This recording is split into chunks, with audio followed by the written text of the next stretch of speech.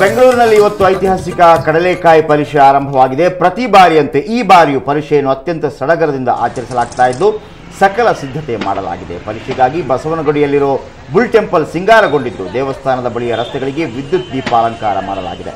ಸಾಂಪ್ರದಾಯಿಕ ಕಡಲೆಕಾಯಿ ಪರಿಷೆ ಜೊತೆಗೆ ದೊಡ್ಡ ಗಣಪನಿಗೆ 3 ದಿನಗಳ ಕಾಲ ವಿಶೇಷ ಪೂಜೆ ನೆರವೇರಲಿದೆ. ಇನ್ನು ಪರಿಷೆ ಹಿನ್ನೆಲೆಯಲ್ಲಿ ರಾಜ್ಯದ ಮೂಲೆ ಮೂಲೆಗಳಿಂದ ರೈತರು ಕಡಲೆಕಾಯಿ ಹೊತ್ತು ಬೆಂಗಳೂರಿಗೆ ಬಂದಿದ್ದಾರೆ. ಜನತೆ ಕೂಡ ಮುಗಿಬಿದ್ದು ಕಡಲೆಕಾಯಿಯನ್ನ ಖರೀದಿಸ್ತಾನೆ ಇದ್ದಾರೆ. ಇನ್ನು ಪರಿಷೆ ಹಿನ್ನೆಲೆಯಲ್ಲಿ ರಸ್ತೆ ಸಂಚಾರ ಮಾರ್ಗವನ್ನು ಕೂಡ ಬದಲಾಯಿಸಲಾಗಿದೆ.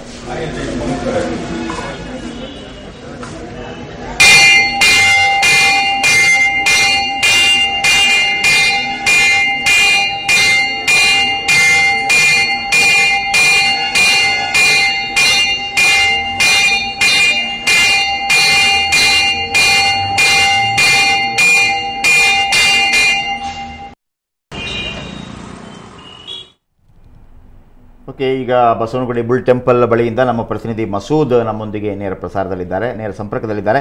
ಮಸೂದ್, ಕಡಲೆಕಾಯಿ ಪರಿಷೆ ಎಷ್ಟು ದಿವಸ, ಏನೆಲ್ಲ ವಿಶೇಷತೆಗಳಿರುತ್ತೆ ಹೇಳಿ.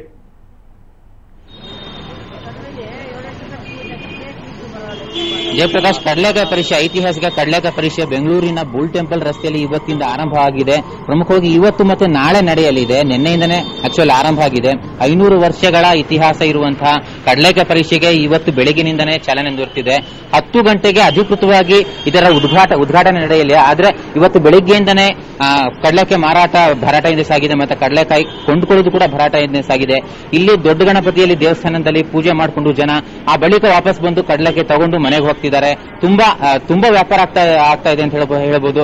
ಕೋಲಾರ, ದೊಡ್ಡಬಳ್ಳಾಪುರ, ರಾಮನಗರ, ಬಿಡದಿ ಮತ್ತೆ ತಮಿಳುನಾಡು ಈ ಭಾಗದ ತುಂಬಾ ರೈತರು, ಒಂದು 500 ಜನ ರೈತರು ಇಲ್ಲಿ ಕಡಲೆಕಾಯಿ ಮೂಟೆಗಟ್ಟಲೆ, ರಾಶಿಗಟ್ಟಲೆ ತಂದು ಮಾರಾಟ ಮಾಡ್ತಿದ್ದಾರೆ. ಪ್ರತಿ ವರ್ಷದಂತೆ ಈ ವರ್ಷವೂ ಕೂಡ ಭಾರಿ ಲಾಭದ ನಿರೀಕ್ಷೆಯಲ್ಲಿ ಮಾರಾಟಗಾರರು ಬಂದಿದ್ದಾರೆ. ಆದ್ರೆ ಇಲ್ಲಿ ಕಡಲೆಕಾಯಿ ಪ್ರಿಯರು, ಗ್ರಾಹಕರು ಅಂತ ಹೇಳಲಿಕ್ಕಾಗಲ್ಲ ಇವರಿಗೆ, ಕಡಲೆಕಾಯಿ ಪ್ರಿಯರು ಕೂಡ ತುಂಬಾ ಜೋಶಲ್ಲಿ ಕಡಲೆಕಾಯಿ ತಗೊಂಡು ಹೋಗ್ತಿದ್ದಾರೆ. ಈಗ ನಮ್ಮ ಜೊತೆ ಒಂದಷ್ಟು ಜನ ಗ್ರಾಹಕರು ಇದ್ದಾರೆ, ಅವ್ರನ್ನ ಮಾತಾಡ್ಸೋಣ. ಹೇಗಿದೆ ಈ ಸಲದ ಪರಿಷೆ ಅನ್ನುವಂಥದ್ದು? ನಮಸ್ಕಾರ ಸರ್, ಹೇಗಿದೆ ಈ ಸಲ ಪರಿಷೆ, ಕಡಲೆಕಾಯಿ ಪರಿಷೆ ಹೇಗೆ ನೀವು ಎಂಜಾಯ್ ಮಾಡ್ತಿದ್ದೀರಾ? ಈ ವರ್ಷ ಒಳ್ಳೆ ಪ್ರಾರಂಭ ಇದೆ, ಆಧ್ಯಾತ್ಮಿಕವಾಗಿದೆ. ಆಮೇಲೆ ದೇವರನ್ನ ದರ್ಶನ ಮಾಡ್ಕೊಂಡ್ಬಂದು ಕಡಲೆಕಾಯಿ ತಗೊಂಡು ಹೋಗ್ತಾ ಇದೀವಿ. ಹೋದ ವರ್ಷಕ್ಕೆ ಹೋಲಿಸ್ಕೊಂಡ್ರೆ ರೈಟ್ ಪ್ರಮುಖವಾಗಿ ಪ್ರೈಸ್ ಹೇಗಿದೆ ಈ ಸಲ? ರೇಟ್ ಆಲ್ಮೋಸ್ಟ್ ಅಲ್ಲೆಲ್ಲ ಕಾಮನ್ ಆಗಿದೆ ಅಂತ ಹೆಚ್ಚೇನಿಲ್ಲ. ಹೋದ ವರ್ಷ ಏನ್ ರೇಟ್ ಇತ್ತು ಅದೇ ರೇಟ್ ಇದೆ. ಈ ವರ್ಷ ಏನು ಬದಲಾವಣೆ ಏನಿಲ್ಲ. ಹೇಗೆ ಆಚರಣೆ ಮಾಡ್ತೀರಾ ಇದನ್ನ?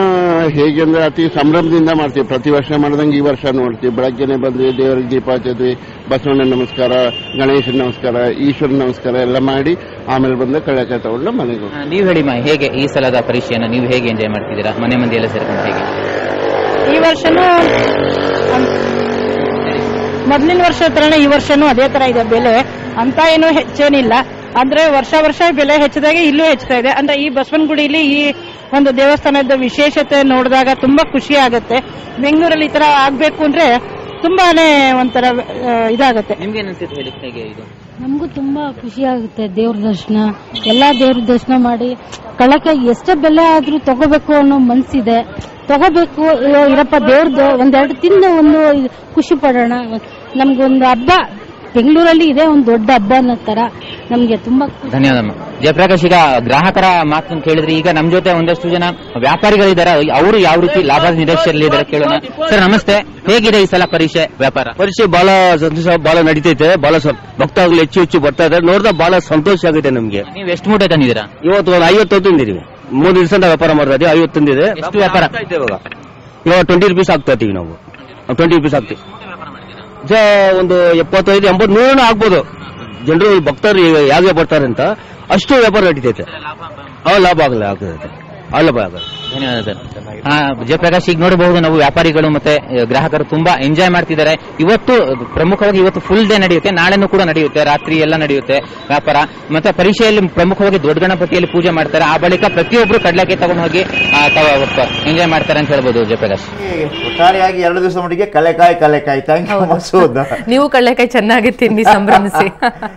ಆದರೆ ಪ್ರತಿಯೊಂದು ಇಂತಹ ಕಡಲೆಕಾಯಿ ಪರಿಷೆ ಬಹಳ ಫೇಮಸ್. ಕಡಲೆಕಾಯಿ ಪರಿಷೆ ಬೆಂಗಳೂರಿನಾದ್ಯಂತ ಬುಲ್ ಟೆಂಪಲ್ ರೋಡ್ನಲ್ಲಿ